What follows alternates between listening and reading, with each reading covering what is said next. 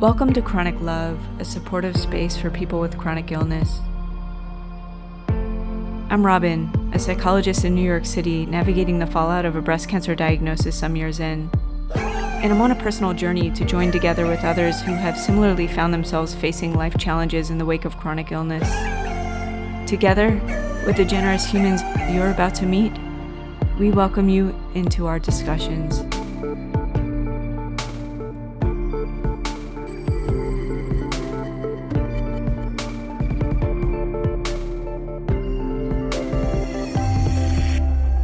I would have wanted to hear, let me make you a grilled cheese. I'm kidding.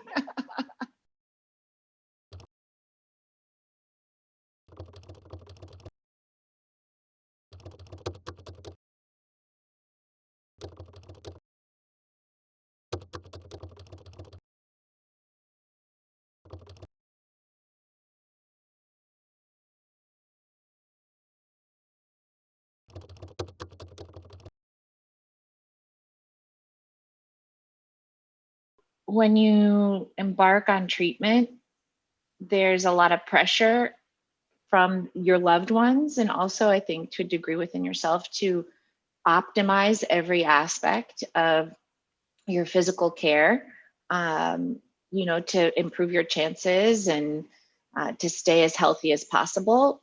But at the same time, you're met with like some of the most physically and emotionally challenging moments. And in normal life, when you have physical or emotional challenges, sometimes we turn to junk food, or we want to eat comfort food, or, it's not necessarily when I personally would decide to start drinking celery juice every morning, or, cut dairy out of my diet, not eat meat, etc. There was this expectation that suddenly, upon diagnosis and cancer treatment commencing, that I was somehow going to become a completely different person who ate extremely healthy, avoided all inflammatory foods. And that was challenging sometimes, like being in the hospital and just wanting to get the quesadillas because I'm in the midst of, I'm staying overnight for 9 days. That's never happened to me before. And I just want quesadillas and French fries. Being told, don't eat cheese. You shouldn't be eating cheese. Didn't you already eat cheese today? Or shouldn't you have a juice? Why don't I make you a smoothie instead? And I think it all comes from like a really positive place. But I think maybe looking to the patient to set the tone of what they are wanting to do in terms of their like supportive care.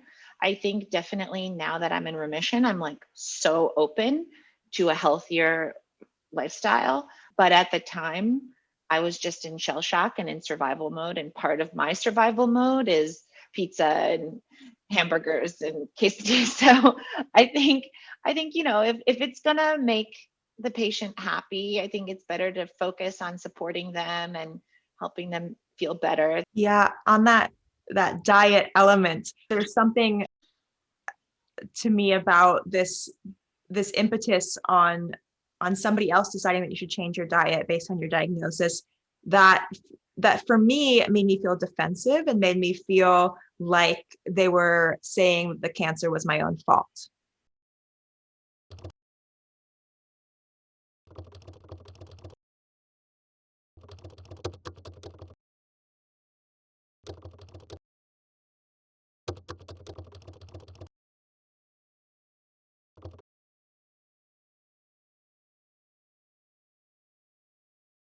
I loved how much you mentioned cheese, because when I was nauseous and going through especially the beginning of chemo, when I was the most nauseous, all I could eat was grilled cheese. So it was either I was going to eat nothing or I was going to eat grilled cheese. So give me a grilled cheese.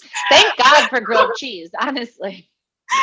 Oh, and the thought of, again, I agree. People are coming from this positive place of wanting to support you, wanting to be healthy. But to me, it felt like the way that it was approached from some people in my life made me feel like, or the way I received it, either way, what the result ended up being was that I felt like they were placing a blame on me for getting myself in the situation in a way that felt really, really harmful. So to piggyback off of what you just said about looking to the patient for what they need, I think that is so true on all aspects, that in prescribing what somebody needs, you aren't seeing them and you aren't seeing where they're at. Totally. When you think about this, I wonder, in place of, don't eat X, Y, and Z, eat this instead. I wonder what it is that you would have wanted to hear from these people. I would have wanted to hear, let me make you a grilled cheese. I'm kidding. Are you No, kidding? but Are maybe, you kidding? yeah, I'm not kidding. I think Yeah. like, there could be a scenario where it's like, okay, you're nauseous, the doctor literally said, it's most important that you eat. As long as you're eating, I'm happy. And then having to feel like there's an internal layer of guilt, but also like battling with family about like what exactly that eating is, or loved ones, just created a lot of unnecessary frustration. So more just, if you're not feeling well, like what is the one thing that sounds appetizing to you? Let me make it for you. Or let me pick that up, or let's order it. I'll call the restaurant. Yeah, for sure. Is that so bratty to say? No. What I feel like I hear you saying is what you actually wanted, in place of, no, don't do that thing that you're doing to feel comfortable. Instead of that, what you wanted is somebody to say, don't worry about this. I've got you. I'll take care of that thing that you want for you. There is a place too, because so many people, right, they want to, that's their way of finding control, of finding a way to be like, oh, this is a helpful thing I can do. And there are ways, like I needed to be intaking a lot more fluids, like vastly more than I was used to, and was desperate and did not want them. The taste of water made me nauseous. I was having a lot of trouble. And so that was a way that I asked for people in my life, who I was close to keep an eye on that, and to like a close coworker to keep an eye on how many bottles I'd been going through a day, and be encouraging. That's helpful. Kinds of things. I had a similar thing with like just having a hard time with digestion and constipation and all the medications causing issues like that. So even though I was still wanting to eat what I wanted to eat, what was helpful was when my caregiver would incorporate, like it would be more about like adding something into like grilled cheese and a side of kale, making applesauce like from scratch. That was really helpful, as opposed to like from the can. That was a way to, for my mother especially, which was so lovely to feel like she was making something for me, which I think caregivers want to feel sometimes, that they're doing something special for you. So yeah. Miralax cocktails. I had the good old days, guys. The good old days of constipation, different path. Right. You're in such a survival mode that you just kind of need somebody on your side to just help you kind of navigate that video game of like, okay, here's incoming. Like, how am I going to handle that? As opposed to like a big picture change of lifestyle. And I think in the moment there can be these competing needs, right? Of caretakers, people who really love us, who really care about us, want certain things for us, but in the moment we know like we're a little more short-sighted, because we're just thinking about immediate survival, or we're thinking about like immediate, like just basic comfort, so that we can have just something to hold on to. Something to hold on to. Exactly. I can understand why a caretaker would say like, but I really want like something longer term for you. I really want this other thing for you. But what we're actually needing in that moment is for them to put the longer term aside, and to just see, as Laura said before, to see us, to hear us in the moment of struggle, and to say like, what do you need right now? I'll put my own stuff aside.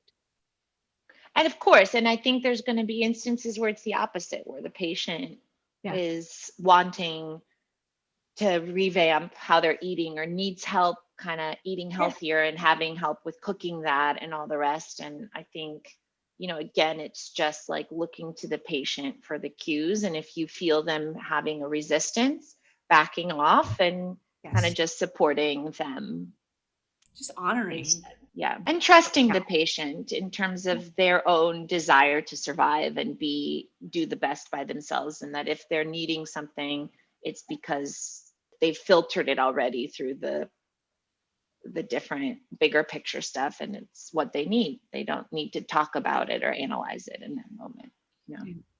I think it's a lot about like balancing the treatment that is doing its best to kill the cancer and all the rest with your mental state and your emotional state, and like finding some of those trade-offs, and that it's about peace of mind or comfort or just getting through. And that for some people that may be managing diet and environment more strictly. For others, it's maybe not making those changes yet. And I think the way I saw it was, my body's undergoing a nuclear bomb right now. I don't think, for me, it didn't feel like the quesadilla, it was water under the bridge at this point. Now, I don't know what the science is behind that, of course, but their personal choices. And I think this all like takes us back to just honoring the human and us being able to honor ourselves,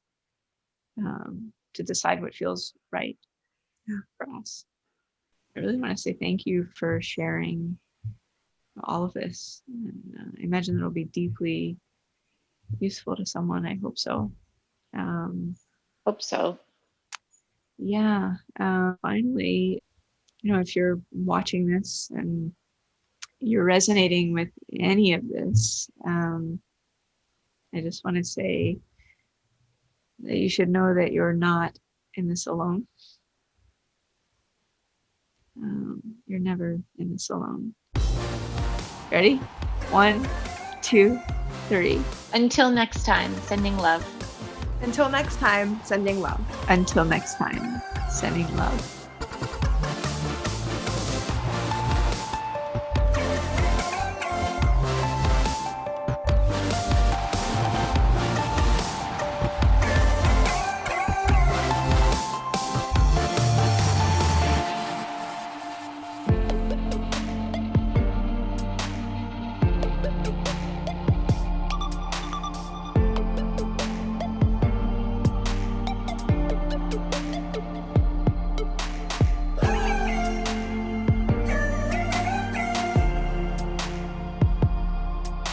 If any of this has been helpful for you, we welcome you to go ahead and to click the like and subscribe buttons. If you'd like to join us for a candid discussion about your experience with chronic illness, or if you'd like to connect to simply say hello, we welcome you to reach out through any of the social media platforms or through our website, and all of our information is listed below.